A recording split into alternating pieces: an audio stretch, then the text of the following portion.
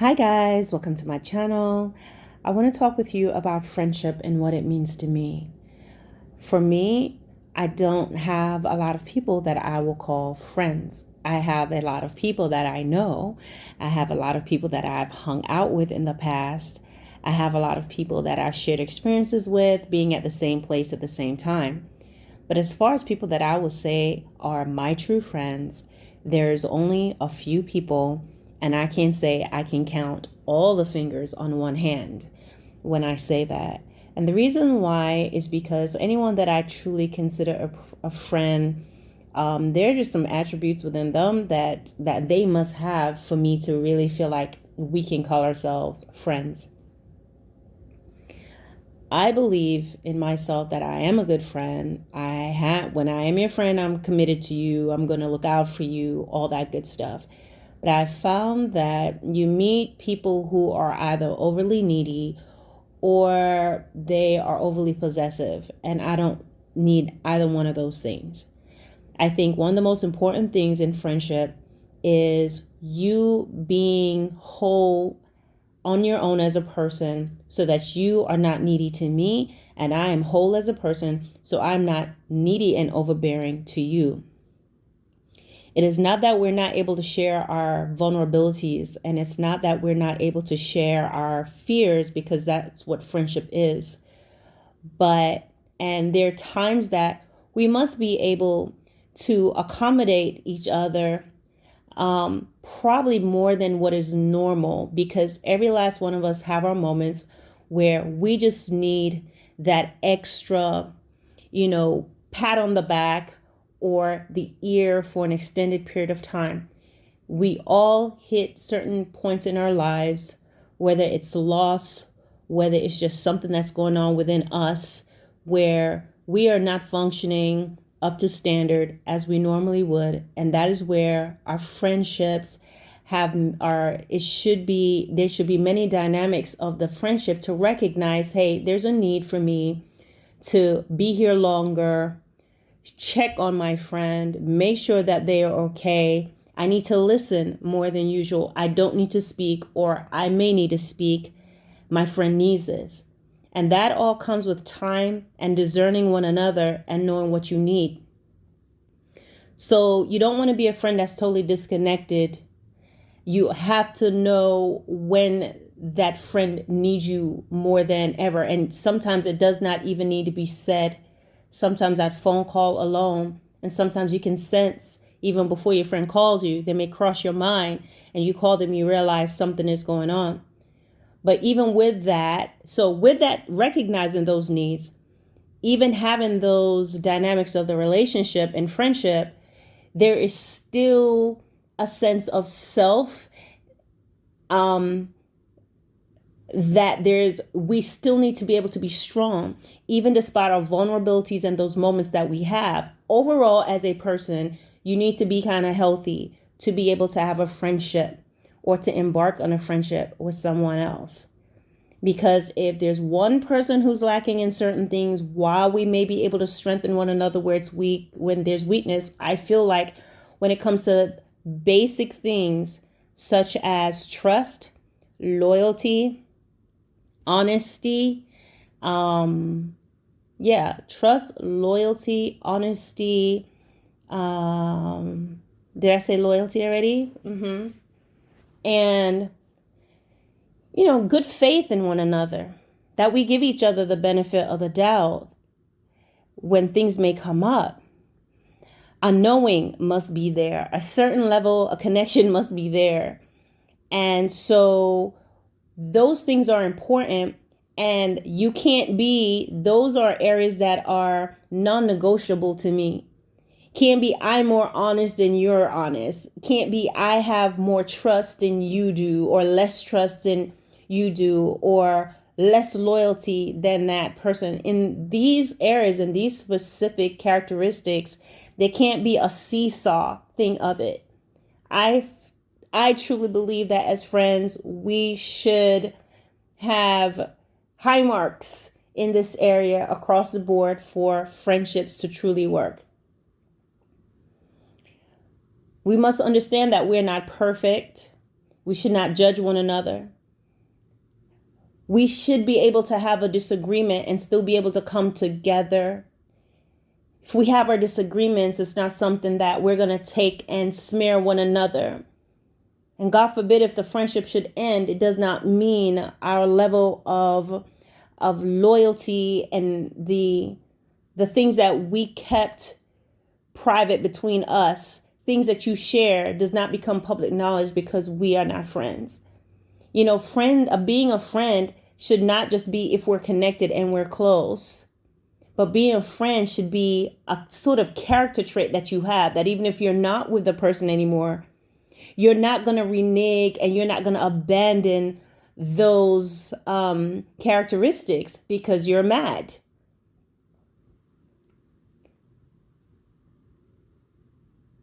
Choosing a friend is almost like choosing a partner. Choosing someone. I mean, you know, friendship and a partner is not necessarily the same, okay? But as far as certain attributes, you want a friend to have that. And most important for me is like, if something is wrong, you need to be able to tell me. Even if at that moment you can't talk about it, you can tell me, listen, I have some stuff going on right now and I don't really want to talk about it. And that's okay. But let me know what I've done that's upset you, because that's the only way we're going to solve it as friends. If there's no honesty, and if people like to sit and brood on things for a long time, and normally what's happening when someone is brooding, they're having their own soliloquy of what they think you did, and they have time to let that marinate and just steep in their spirit and come up with all types of things. They're saying their part and they're saying your part without you being there. And so they've created a scenario and they think what you think, and they're saying what they think you're saying. So by the time you finally manifest and they finally get to talking to you, they've already had a conversation with themselves in phantom you. And so that can be something that's very difficult. And so I find that it's very rare to find friends, even though God has blessed me with a few of them. And I mean a few, who it does not matter how long it's been since we've spoken, we connect. We have other things going on in our lives that we are not needy of one another, but nevertheless, we can get on together and know that if I'm in need, I can reach you and I can call you. True friends, that's what true friendship is. There's no beef, no strife. It's just we're connected, and that's what it is. For me, it's just so important. I can't tell you how much loyalty is important to me. I cannot tell you how much honesty is important to me. How can I know if you don't tell me? I can't tell you how disheartening it is to me that yet and still today, I do not have close Christian allies, be people that I can say are my friends, because there is a characteristic that many people who say they're Christian, they have, that it shirks, it hides from conflict, it cannot be honest, and then a religious kicks in situation where I want you to be able to tell me what's going on and what's wrong. I don't like that. I don't like that behavior. It's something that happens. They become passive aggressive and they become Christian liars. And so as far as believers, I would say there are some people that I have, I've met some people that I can say, I can look at and say, hey, these are possible friends that are Christians. I won't say their names, but we'll see. But they're just, in my opinion, genuine and nice. The interactions are not strained. And yeah, so we'll see. But for normally the ones that I've met over time, and I've traveled and gone to different places and met Christians in different countries, and they behave the same way. It's like there's this phoniness that's there. Not all, but a lot of them are this way. And their friendship with you and their kindness, I find, especially when you're in a church, is based on if you are a member of the church. It's based on, I mean, your friendship could literally be torn apart if you have a toxic leader who decides you're a bad person. So they'll tell the person that you've been friends with not to talk to you, and they don't talk to you. There's also this, a behavior that I can't rock with it. I just cannot. I cannot do it. Now, somebody said, well, maybe you're the problem. Maybe you're the problem. Okay, let's examine me. I could be the problem, but I don't see really how, because I don't enter the relationships or these friendships saying, well, these are my expectations of you. I give you the benefit of the doubt, and I'm just going to be a friend to you. I feel that if something happens and I sense that something is happening, I ask you, and you tell me there's nothing, but yet your behavior is steadily changing, I think if I keep asking you, it will be borderline harassment at that point. And so I've seen it time and time again. This particular behavior, I can't think of anything I've done. I'll be honest, if, I lied, I did something horrible, then I can tell me what it is. But nope, it's just, there is, I'm going to say, the voice that seems to go around and tell believers bad things about other believers, and then they're like, God said it.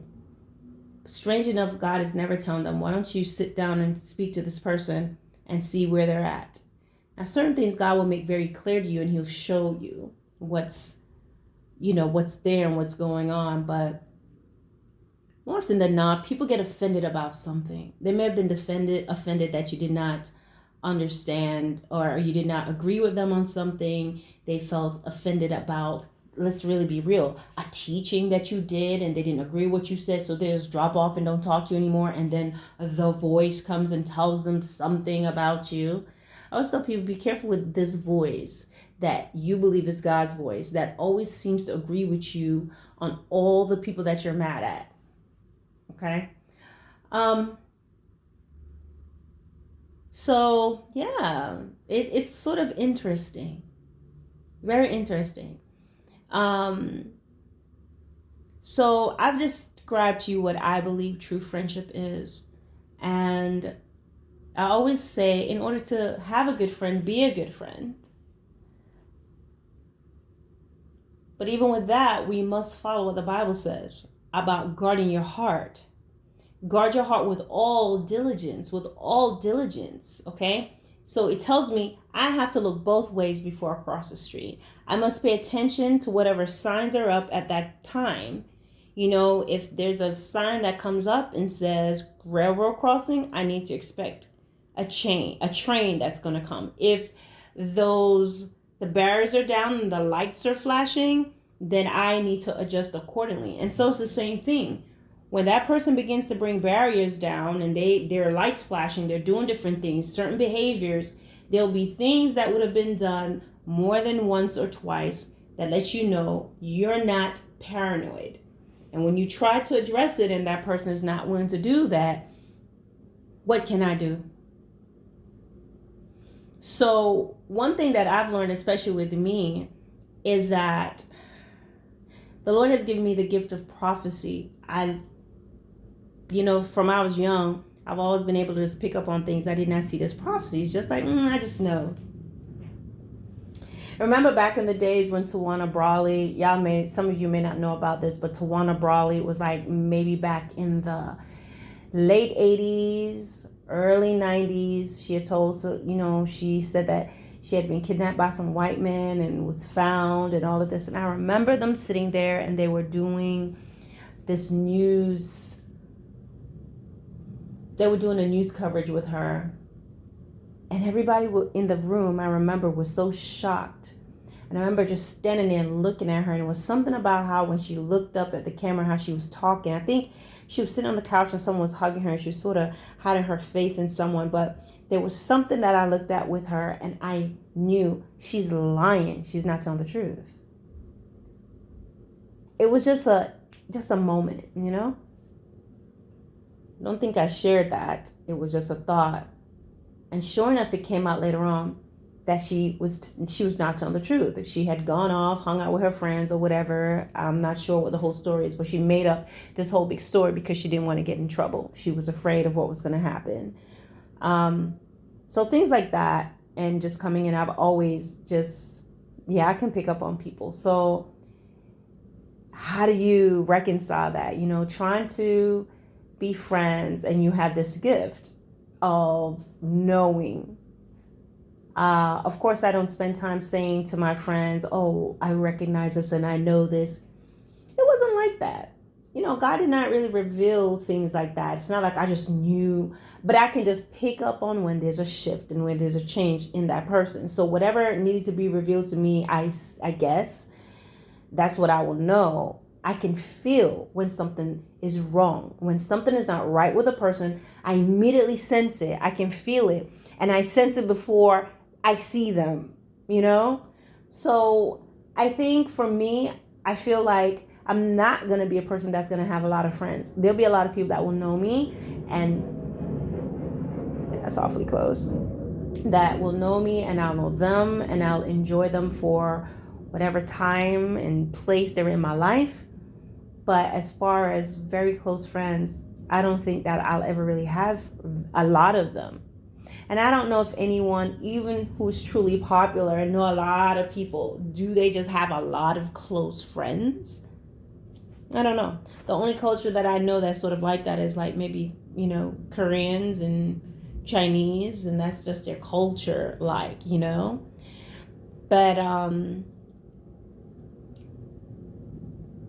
that is what true friendship is for me. It's definitely the honesty, guys. Definitely the loyalty. When I say loyalty, if I fall out with someone, I don't expect that someone who's my friend, you shouldn't talk to that person either. That is childish, and that is from elementary school. I can't say, don't talk to this person anymore. Okay? However, as a friend, I don't expect that you'll be trying to go between, a friend who has no loyalty, a friend that is, something happens and there's a change that happens in them. So they can be trying to get information out of you because they've been talking to this other person about you. And so they come to you and try to have this type of around the way conversation with you to find out what you have to say. They're not going to tell you that they have been in touch with this individual, they've spoken, and if they come to you, they're telling you everything bad that the person's saying about you. And you're thinking, how is this person able to feel comfortable talking to you about me this way, and you're supposed to be my friend? Or they will not tell you that, but they will try to have this roundabout way of trying to get information out of you without exposing the fact that they're still talking to that person. Now, things like that, I pick it up. I can pick it up very quickly, you know? And normally what will happen is at some point, it will come out that this person is going between you guys, or they had already been talking to this person. They already knew things, but they were trying to play naive with you. So, for example, they went and were having a conversation with this person. They already got an earful about you. They come to you and somehow try to start this conversation. You may be talking to them about the very same thing that this person had just discussed with them, but they sit there and they're quiet, acting as if they're hearing it for the first time. Things like that gives me the willies. I cannot. That's the sort of that's like shifty stuff, because I think that if you are a loyal friend, you're going to say, listen, hey, I spoke to so-and-so. Even if you don't want to be a troublemaker, yeah, I talked to them today and they kind of, put out their own thing. But for me being a friend, no one should feel comfortable talking to me crazy about someone that's my friend. The most they'll say, hey, I don't know what's going on. I wish we could talk about it or something like that.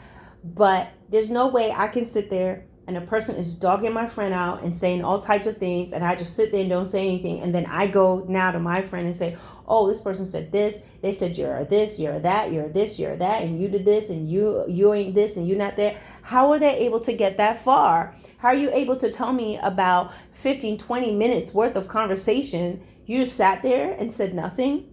So this is the loyalty that I'm talking about here, where my pain is your pain, okay? My loss is your loss. Your loss is mine. Your pain is mine. That is what I think of. And maybe, is that asking too much? I don't know. But I don't think it is, because I can be that friend. I know I have the ability to be that friend. And so there has to be other people like me out there somewhere. And so that is why, no, I can't be friends with everybody, because not everybody is coming with the right intentions. Not everybody is coming with, they may see something in you that they don't intend to give to you, but they want that from you, you see. And so I've learned very early that those that I will consider a friend is very rare. You have to be someone that you can stand on your own 2 feet, because I'm not going to call you all the time. I'm not a friend that's going to call you every day, all the time. But yet I'm sensitive enough to you to know when I am needed. But if I don't call you back, I don't want the pressure of feeling, oh, you're going to think all types of things about me if I don't call you back right now. I think we have to be strong as individuals. You have to have your own, is the word backbone, that you don't need me every day to talk to me every day. And if you don't hear from me, that you're not going to think the worst of me. And at the same time, I'm not going to neglect our friendship, but we know the difference. You know the difference between that friend that's okay and they're just teasing, and then that friend that they are everything you do or say, or that you don't do, they have time to think about it. They have time to think weird things about it. And then you're under this pressure that, oh, let me hurry up and call him. Let me hurry up and call her. Let me get back to them right away, because if I don't respond within 10 minutes or within 5 minutes, they're going to be mad at me. And so I don't have the time for that, and I don't want to do it. And I'm not going to do that. So maybe to some it will sound like I'm not a good friend, but I actually am. But it's important that while we can rely on one another, that you're not so dependent on me as a person and me as your friend, that if I miss your call, if I don't respond back, if I do something I didn't tell you, that you're not going to bottom out and you're just going to think the worst of me. And what do I mean by that? That means I don't have to tell you that I'm going to get a pedicure. And if I go and get a pedicure by myself, you're going to be mad at me. I don't want anybody that's going to be mad at me if I put myself together and you're angry because I look pretty today, or you're angry because I am, I'm engaged, or you're angry because I'm in a happy relationship. You're angry because of how my children loves me. You're unhappy because of how my children love me. You're unhappy because someone loves me. You're unhappy because I look good in this outfit, because there's some people who are like that. Your happiness bothers them. Your joys bothers them. I cannot be with a friend like that, because that person, I truly believe that before anyone tries to embark on a friendship, to be a friend, you've got to work out your inner demons, those things that you may have going on. If you're a jealous person, if you are an unforgiving person, if you are very wretched in nature, you cannot be a friend yet. You have to work all those things out before God, so God can show you and identify in you those things about you that's wrong. It's things about you that are strongholds, so that when you're going to be a friend, you are not more of a pressure, or you're not an enemy in disguise. You're not a hindrance. If you're a jealous person and you have not reconciled that within yourself, or or or whatever it is, you were abused and you did not reconcile that, you can now transfer that negativity to someone who's really a genuine friend. If you have been burned by friends in the past and you have this bad mindset about people and friendships, and you have a negative thing about it and you keep remembering what this person did, then you're not ready to be a friend just yet, because you're going to put all of that, because you haven't forgiven the person that have hurt you. You still have this chip on your shoulder, and you're going to make it everybody else's problem. And truly, we're too old for that. We're whatever your age is, we're too old for it. You could be 15. You're too old to be playing that game. You know what I mean? So I remember just when I was hanging out and I had my friends. I mean, I have beautiful friends, gorgeous friends, different size, shapes, colors. Those were my friends. Most of my friends were very pretty. And to me, I felt that they were prettier than me. There were definitely a few that I felt were prettier than me. There were definitely a few that I felt was more shapelier than me, longer hair, different things. You know, but we all complimented one another. I was just one of the girls. I did not feel jealous. I did not feel mad if my friend came and she had on something that's cute. You know, I thought I was cute, but she looked much better. I just never felt that way. I've always appreciated my friends and their beauty. And I can say, you look so pretty today, or I can compliment. If I see someone and she's working, just the other day, I had to go pick up some stuff from the pharmacy, and there was someone there. And I mean, her hair was gorgeous, and I complimented her on her hair. I have no problems doing that. I don't feel angry and unhappy because my friend looks nice today. And so, if you find that you have that type of thing, you have to ask God to help you, to set you free from that. Because sometimes, if you grew up in a house where you're used to being around a bunch of jealous sisters or jealous family members who did certain things to you, you may feel like you're different from them. But when you get around other people, you'll find those same traits that work within you with other people. Now you're jealous of other people. Now you're talking down somebody in their happy moments. You can't celebrate anybody because you don't know how to do it, because you were never celebrated. And so while you think that you're not as bad as the rest of your family, when you get out around other people, you realize you are still your family, because you still behave that way as a friend. So I truly believe if you want to have friends, make sure you have certain things resolved within you and ask God to take things from you so that you can be a true friend. You can have the right reasoning skills and just the ability to see beyond yourself. And then you also have to have enough within yourself to be able to guard your heart so you don't choose the wrong friends. If you choose them and you recognize that, hey, this person's not a friend, then you can pull yourself away from it. You will not be misusing grace, mercy, love, and forgiveness, as many Christians do. Grace, mercy, love, and forgiveness. They're absolute and necessary attributes that we must have. But when you are using those four things without the wisdom of God, without the discernment of God, without the discretion of God, without the knowledge of God, without the understanding of God, you're going to get jacked up every time.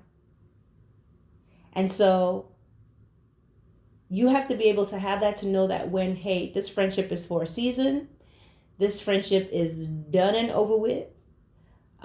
This is not a friendship. And being comfortable with just a few people in your life that you may speak to sporadically every now and then, or, all the time. You don't have to have a lot of people, because truly, true friendships, the rare gems of genuine friends, are few and far between. And you'll find countless people, and I've met a lot of people who claims to have had bad experiences with friends and people, and they tell you all this stuff. And when you are then trying to be a friend, they're withdrawing and they're pulling away from you. Or I've had people, they just want to be all in. Tell me everything. Let's call each other. I can't do that with you. Not immediately. If you're not willing to just, hey, let's just get to know each other and take our time knowing each other, and you're getting an attitude because you want me to call you right away, and instead of, hey, we could just email each other at this point, you don't understand that, there's no way. You're having a temper tantrum because I didn't do what you want me to do. You're definitely not somebody I can be friends with, because you're doing that already and we're not even close. So that's my take on it, guys. As I said, I do anticipate and have accepted that I do have a very small circle. And you know what? That's okay. My children are a joy to me, absolute joy. And God has placed some things within each and every one of them that I know He has winked at me. And I'm thankful to Him for them, for my children. I love them very much. And I'm thankful for the people that He has placed in my life, who are friends that I've had all my life, friends that I've known for over two decades, and some that are new and just beginning to flourish. And I appreciate that. So guys, what are your thoughts on that? Let me know. What are your thoughts on true friendship? You can comment down below or reach out to me by email. All right, guys. Bye.